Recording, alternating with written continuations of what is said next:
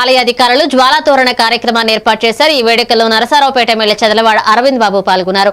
MLA Arvind బాబు రాష్ట్ర ప్రజలందరికీ కార్తీక పౌర్ణమి శుభాకాంక్షలు తెలిపారు. జ్వాలా తోరణ కార్యక్రమానికి ముఖ్య అతిథిగా చీరాల ఎమ్మెల్యే మాలకొండయ్య రావడం చాలా సంతోషంగా ఉందని ఆయన పేర్కొన్నారు.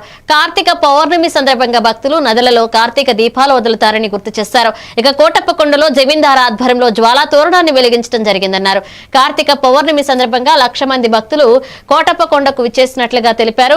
అలాగే కూటమి ప్రభుత్వం ఏర్పడిన తర్వాత కోటప్పకొండలో మహాశివరాత్రి పండుగను చాలా గొప్పగా చేశామని ఈ సందర్భంగా ఎమ్మెల్యే బాబు తెలియజేశారు. దీపాలు వదులుతూ ఉంటారు. మరి ఇటువంటి గొప్ప విశేషాన్ని ప్రజలందరికీ కూడా తెలుసు. ఇటువంటి కార్యక్రమాల్లో కోటప్పకొండ మీద మరి జమేంద్ర గారి ఆధ్వర్యంలో అదేవిధంగా భక్తుల ఆధ్వర్యంలో మరి వాళ్ళ జ్వాలా తోరణం అన్నదాన్ని మరి వెలిగించడం జరిగింది. ఈ కార్యక్రమానికి వేలాది మంది భక్తులు రావడం జరిగింది. ఒక కార్తీక పౌర్ణమి రోజు ఇవాళ దాదాపు 1,00,000 మంది భక్తులు రావడం జరుగుతుంది. ఉమ్మడి కూటమి ఏర్పడిన తర్వాత నారా చంద్రబాబు నాయుడు ముఖ్యమంత్రిగా, అదేవిధంగా పవన్ కళ్యాణ్ గారు డిప్యూటీ సీఎంగా, టీడీపీ, జనసేన, బీజేపీ, అదేవిధంగా కులాలు మతాలు రాజకీయాలకు అతీతంగా భక్తులందరూ కూడా చాలా మరి వేల మంది రావడం జరుగుతుంది.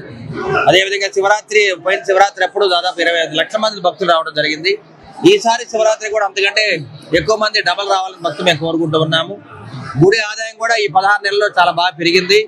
జమీందార్ గారు కానీ, అదే మన జిల్లా కలెక్టర్ గారు కానీ, ఎస్పీ గారు కానీ అన్ని విధాల దగ్గరుండి ఏర్పాటు చక్కగా చేయడం జరిగింది. మరి కార్యక్రమానికి మరి పట్టణ ప్రజలు, పెద్దలు, మరి కార్యకర్తలు, నాయకులు, భక్తులందరూ కూడా వచ్చి దీన్ని దిగ్విజయం చేసినందుకు, ఈ జ్వాలా తోరణాన్ని వెలిగించినందుకు అందరూ కూడా ధన్యవాదాలు తెలియజేస్తున్నారు.